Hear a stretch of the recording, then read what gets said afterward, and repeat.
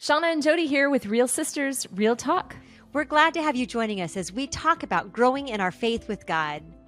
Hey there, welcome back to Real Sisters, Real Talk. I'm Jody, here with my sister Shawna, and it is the beginning of October. This is such a fun time of year with a little bit cooler weather and all things pumpkin. Mm-hmm. I love this time of year. I love baking. Well, I enjoy baking anyways. But I love making like pumpkin muffins and all the, just so much fun. Poor Johnny. I think everything switches to pumpkin and he's probably gets sick of it quickly. But you know what? We're just starting out. So I will be right there. I am here for it. Like all things fall. I love pumpkin spice lattes. I love pumpkin scones, pumpkin anything. Yes. Pumpkin muffins. I'm all about it. Pumpkin cookies. Let's go. Do you make pumpkin cookies? No. Okay. Do you make? I have a recipe. I have, yeah. Way back when the kids were in elementary school, one of our just favorite teachers had a pumpkin day in the fall, and so I had found this pumpkin chocolate chip cookie recipe, and oh my gosh, I made them for her multiple years. They were really tasty. I haven't made them for so many years though. Maybe I'll have to do that. That sounds so good. I love all things pumpkin. I have to tell you though, that reminds me of, so just so you know, if you're tuning in, if you're listening for the very first time, Jody is more bake your homemade cookies and Shawna's more like, I will pick up some cookies on my way. That's just kind of how it goes down. But there was one year when we lived in Arizona, we were probably about 30 minutes from where the kids went to school. I homeschooled my kids at one point. They went to Christian school at one point. They went to charter school at one point. They went to public school at one point. So we've done them all. But we were at the Christian school and they had signups. This is when my kids were, had come out of homeschooling and were in the classroom for the very first time. Well, they've got this thing at school where the kids sign up the parents for what they're supposed to bring. And my daughter signed me up to bring birthday cake for Jesus's birthday. And I'm like, that's when we sat down and we had the chat. I am your paper plates gal. I am your drinks gal. I am not your mommy's going to make Jesus's birthday cake kind of gal. So we got that figured out, but I still was obligated to bring the cake. So I make this. I'm like, you can't just crack open a box of Duncan Hines for Jesus. You got to go scratch. So I do this thing, the whole thing from scratch. The cake actually turned out pretty good, but the frosting I mismeasured and it had called for like rum flavoring. So it straight up tasted like straight alcohol frosting. It was beautiful. It was on this platter, but it was not appropriate for third graders. What are you going to do? So anyway, we brought the cake for Jesus's birthday. We sang happy birthday. We put the candles on it, all the things. And then I told the teacher, the kids don't have to eat this if they don't want to, because it's not delicious. So we prayed a little extra for the kids that kept coming back for more, but that's my story. That's my baking story. Oh my goodness. So here you were doing this work unto the Lord, right? Unto the Lord. Making a cake, right? You made a cake, but you did it for like all the right reasons, right? And I'm sure God used that in so many ways to bless these kids, some of them even wanting seconds. But that kind of actually leads into what we want to talk about today, sister. It does. I didn't realize it was going to, but it does. Yeah. So kind of wondering, you have a story to tell of a conversation you had this week. Now, I just want to say, like, this is the fun stuff of just kind of paying attention to general conversations we're having and then pressing in a little bit further to decide or to just work through. We're not going to come up with any hard, fast answers, I don't think today. It's a matter of, let's have a conversation about this. So that's what we kind of want to do today. So Shawna, tell your story about the conversation you had this week. Welcome to the conversation. We're glad you're here. So here's what, every now and then you have this conversation that just lingers a little bit in your mind. You might like revisit it and go, kind of scratch your head a little bit and dive in there. So I was with friends of mine, and this one man I deeply respect. He's a godly man. He's just a wonderful, wonderful guy. If I can paint a picture a little bit, he's very much like what you might call like a a man's man kind of guy, like flannel shirts and works with his hands, builder kind of guy, very skilled, very, I don't even know how else to describe him, very practical. I'll just put it that way. So he had shared with me that he used to be a builder, and so he's really good with his hands. He can fix anything. But he found out about a missionary who has some work that needs to be done. And so he's traveling to visit her, and he's going to do the work because that's what he does. Like, there's stuff that needs to be done on her house. And so he's like, oh, well, I know how to fix houses, so I'm going to go and I'm going to do that thing. But other people have caught wind of what he's doing, and it's kind of set with, it hasn't quite set right with him when he hears other people talk about what he's going to do as if it's a holy thing, like a spiritual thing. He's like, I know how to wield a hammer. She has stuff that needs to get done. I'm going to go take care of the stuff. That's how he sees it, right? Very practical. And so he was asking my opinion about it. You know, is this, are they over spiritualizing it? Am I underplaying what God is doing? Like, just kind of wrestling out what's going on here. And I was grateful to be asked my opinion and to be able to enter into the conversation. I stayed quiet for a while. I got to hear what other people were saying. But the more I thought about it, you know, I thought, this is a really good topic to just kind of wrestle through. Is this practical or is this godly? Is this, are we over spiritualizing something that's very, very practical, or are we under spiritualizing what God's actually doing and how he's moving in a powerful way? So I want to hear how you answered him. But before you answer that, can you share, like, was it a mixed, you were sitting at a table of people, were there mixed opinions on it, or were people kind of in line with the same thoughts? Can you share a little bit about that? Yeah, there was one person at the table who was just very inquisitive and like kept asking questions, like clarifying questions, like, help me understand, help me understand, help me understand. Most of the people in the conversation were quiet. And then I think there's always, you know, one or two people that whoever's bringing forward what they're bringing forward wants to be an encouragement to that person. And so they maybe drift towards how it's being presented. Does that make sense? Okay. To affirm. Yep. Almost like trying to be the person who can bring what he needs to hear. Yeah. And I'm not trying to throw them under the bus. I felt like it was a genuine curiosity on his end. And so I'm like listening to him, but also listening to the conversation, but also like, Lord, what do you have to say? You know, kind of trying to listen to the Holy Spirit as we're all having the conversation and help him to I don't know, I felt like he was needing to settle that within him before he went and did what he needed to do with the missionary. Yeah. I mean, he was going either way. Yep. And he had good motives either way, but he was wrestling out what was kind of being spoken over him at different places. And so that I love that. I love one that he was wanting to have that conversation, and he brought it to some people that he, I presume, respected. But so, sister, can you share what you shared? What did you, as you kind of sat in that, and what did you say?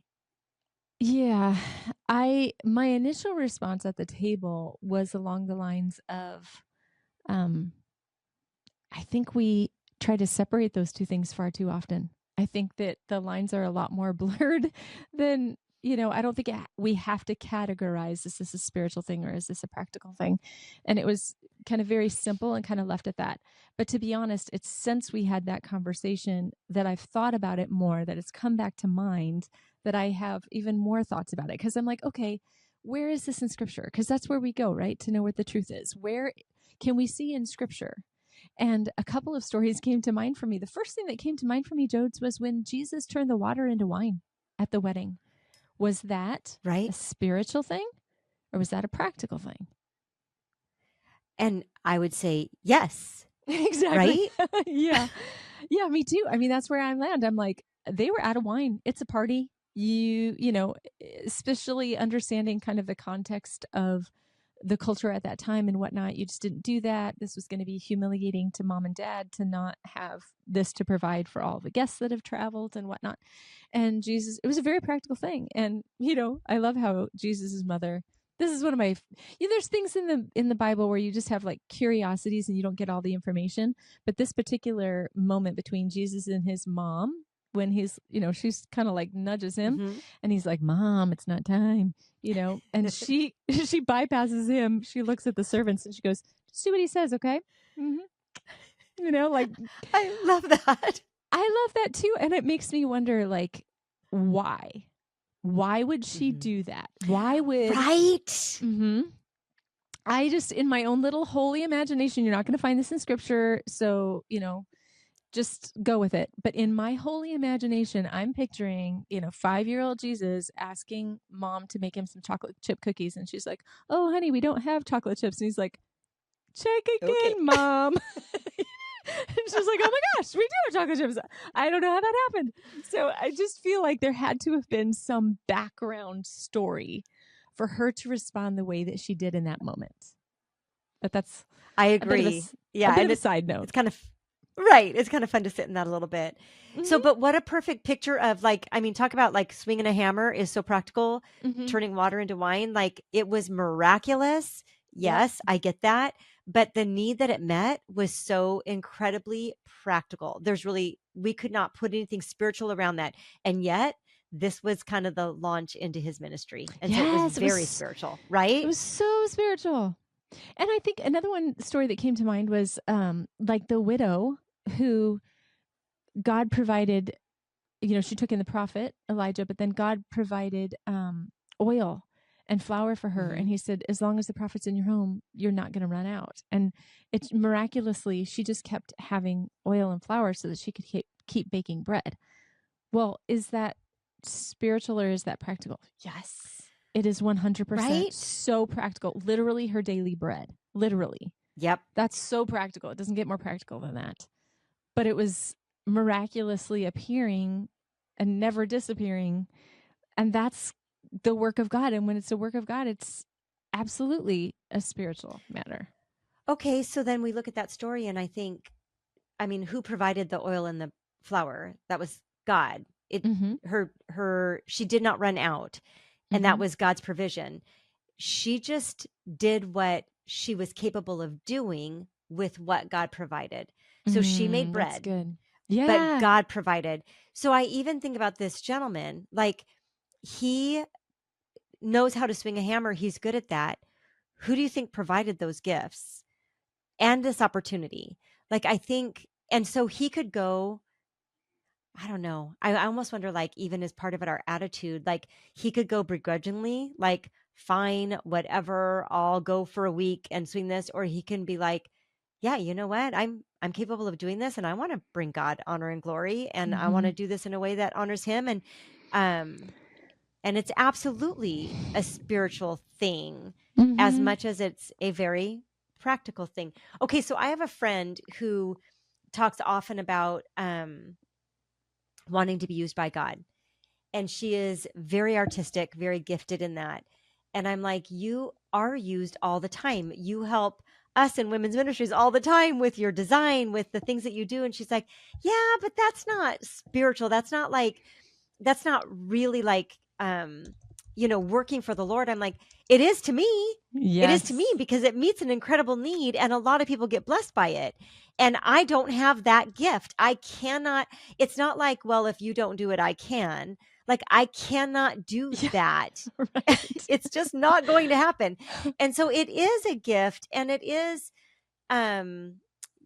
using her gifts for God's glory, gifts that God gave her. Yep. And so I almost wonder if it's just a little bit of a mind shift. I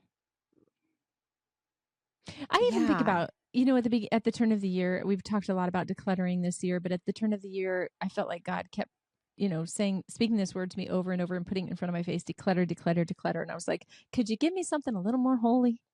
Like a little more spiritual?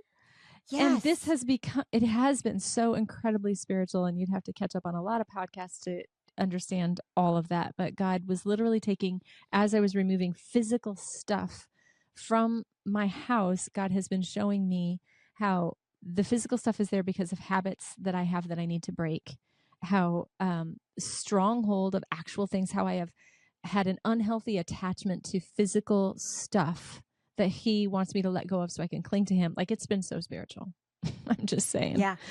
Well, and even then a couple of weeks ago, I think 2 weeks ago, we talked in a podcast about something like a thought process that you've carried with you. And God is like, oh, we're going to declutter that. It's time to get rid of that Yes. lie that you believe. So it's so spiritual. It's so crosses over into the spiritual. You know what? We are spiritual beings created by God. Mm-hmm. I don't know how we could separate the two. And so I think every encounter we have, okay, I'm thinking of another story you told about going to Trader Joe's and talking with this clerk and end up getting to like really bless her. And you got to give her a hug before you left. Was that just a normal everyday task? You went to get your groceries, or was it spiritual? Yeah, both Because you hands. actually had a spiritual encounter. Yes. Yep. Yeah. I mean, God gave Yes. me words to speak to her that I didn't even know she Yep. needed to hear. It was absolutely spiritual. How could you know? Right? Here's the thing. I think we separate it way too often, Jodes. Like, I think I'm just going grocery shopping when God's like, actually, you're going to bless Michelle today. Or, you know, Yep. I want to translate this to how God has called you to serve in the church. And okay, and I'm actually going to even just change my language there. Okay, so what you do. And it doesn't even have to be in the church necessarily. We can go the church route a minute. So, you know, what's more holy, the sermon or the people working in the nursery? There's a holy work happening in both of those places. There's a new artist. Her name is Jillian Warman, and I was emceeing this event that she was performing at, and she played this new song. It's called Front Door Greeter. I absolutely love it. I don't know if it's been released yet, or if it was something she was giving us a sneak peek at. But check it out, Jillian Warman, Front Door Greeter. But she talked about how she was, when she was in high school, she's a singer, she's a songwriter. She desperately wanted to serve on the worship team, and she was like, Lord, I want to give my heart to you, and I want to use my talents for you on the worship team. So she approached the worship leader, talked with him, and he said, we don't have a spot for you on the platform right now, but we really need front door greeters. And she went home so defeated, and she was like, you know, I was hoping to really do something wonderful for the Lord, and I just need to be, you know, and they just need a front door greeter. And she just wrestled with it, and God met her in that moment and said, I thought you wanted to serve me. Yeah. Did you want to serve me, or did you want to glorify you? And so in great humility, she signed up to be a front door greeter. And let me get teared up. She made it her mission to greet people by name as they arrived, to let them know that they were welcome, that she was glad that they were there. And she talks about, in this song, she writes about how, you know, this person pulls into the parking lot. They had all the walls up on their heart, you know, coming to church, but so much going on the inside.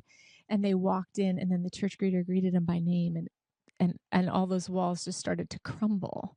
And then they got into the worship service, and the worship leader led the worship songs, and the preacher preached, but it all started with the front door greeter. Yeah. Isn't that good?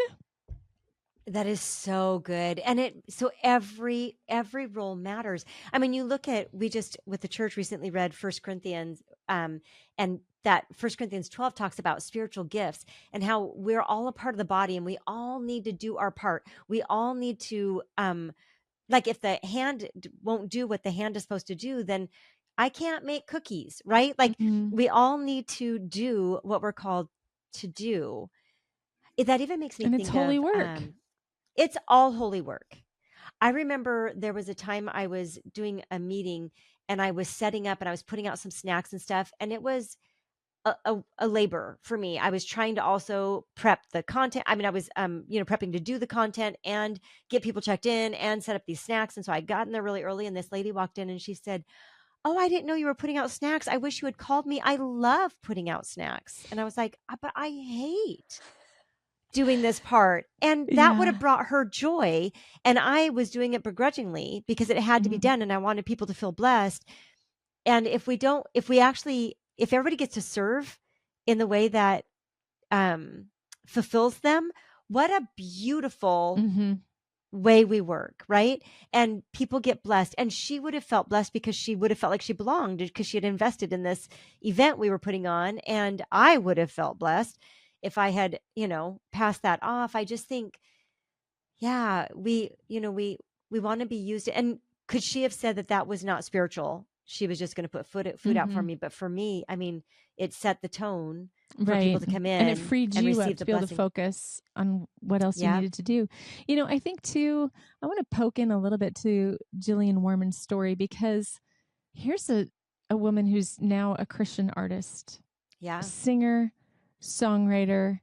You would think, of course, God would want to use her on the worship team, but God used her at the front door. And I think it is a beautiful thing when we do get to work in our area of giftedness and we see, God work through our lives in that way. But I think sometimes too, we can, you know what, I don't have the gift of helps, so I'm out. We can dismiss where the need is instead of just doing what God is calling us to do in the moment, because that's not my gift. Right. Okay. So I don't know her story. I can't wait to listen to her song. I'm going to listen to it right when we get done here. But I do wonder, she was very gifted in music. Clearly, God had gifted her in music. I wonder, as much as God was using her to bless people, because she was going in there intentionally. Once she signed on, she was going to intentionally bless people and love them on their way through the door. But I wonder what God was doing in her, preparing her for the ministry she has today, being the door greeter. Like, she saw people.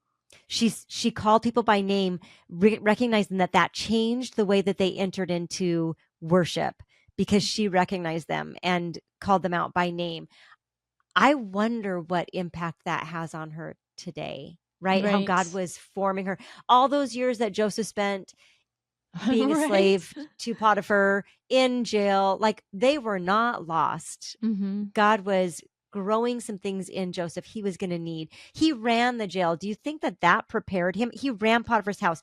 Do you think that maybe prepared him a little bit, not only to lead with humility, but to actually create storehouses for the food that he was going to have to, like, how practical is that, Jodes? I mean, how practical is that? The fact that if Joseph had gone from, the favored son who actually didn't even have to go into the field and do the work because he was a little bit spoiled, let's just say it, right, to all of the very practical things that he needed to learn, the skills that he needed to learn to save an entire nation, they happened in the most unexpected and very humble ways, but they were very, very practical. For him to save a nation, which was God's beautiful, beautiful plan for his life from the beginning, that he revealed to him as a teenager. But for him to do it, he needed those practical skills. Yeah. And so all of it matters. Yeah. I think one of the things, this is a verse I think, we all probably, if we've raised children, have given to our children at different times. But Colossians 3, verse 23, it's talking to, the subtitle is Instructions for Christian Households. And then it goes into slaves. And it says on verse 23, whatever you do, work at it with all your heart, as working for the Lord, not for human masters. So whatever we do, right, we want to do it unto the Lord. And so whether that's grocery shopping or greeting at the door or working in the nursery or standing up and teaching or swinging a hammer, counting the offering. Yeah. The gardening, all the landscape that needs to happen for it to be a delightful place to show up. I mean, it all matters. Yep. Setting out snacks. It all matters. Right. It's practical and it's holy all at the same time. Romans 12:1 comes to mind for me. And the Message version, this is kind of Eugene Peterson's translation on this. And I love it. This is what he says. So here's what I want you to do. God helping you. Take your everyday, ordinary life. You're sleeping, eating, going to work, and walking around life, and place it before God as an offering. And now this is me having some fun with it. Your hammer wielding. Yeah, this is the Shawna SLB paraphrase. Your hammer wielding, snack making, front door greeting self. Place it before God as an offering and see what he does with it. Right. And I think that is a mindset, right? Mm-hmm. It's how we go about what we're doing, not begrudgingly, but you know what? Let's lay it before the Lord. Let's just do it for him. I love that. Such a beautiful perspective. We kind of promised we weren't going to have any answers, but I feel like right? We came to some. I was just going to say the same thing. We did. How we feel. I mean, we feel it's a yes, right? Yeah. I mean, I think it's just a both and. Don't underestimate the very practical things that you do that make a huge difference. And God is at work. He's at work in your life. He's leading, right? So you write a card and it doesn't seem spiritual. I don't know. You drop off groceries and it doesn't seem spiritual. You fix a car and it doesn't seem spiritual. You drop by the neighbors because you haven't seen them come and go for a couple of days and you just want to make sure they're okay. It's just practical. It's spiritual. Like when God is leading our lives, all of that very everyday, ordinary, practical stuff is spiritual. 100%. So it's making me think, of course, of my favorite book aside from the Bible, Experiencing God by Henry Blackaby. And he says, start your day asking, instead of saying, God, here's what I have planned today, I need you to bless it. Start your day with saying, God, would you show me what you're up to today? Mm-hmm. And would you give me the courage to step into that? Whatever God has gifted us with, or whatever even simple things we need to do in the day, can we actually do it with our eyes up, looking for where God is at work and wanting to step into that, be used by him? Mm-hmm. And join him in it. What a beautiful thing. Yeah. Okay. So I just have to give a shout out now and a thank you to my sweet friend who I adore, godly man who's going off to the mission field to help out the missionary with his skills, for opening up this whole conversation and allowing me to see and us to have a conversation about just how practical God works. Well, thanks for joining us today. We will be here again next week. We look forward to being with you already. You can always catch us on Instagram or on Facebook at Real Sisters Real Talk. And we just want to remind you, as we always do, we serve a real God, and he really loves you.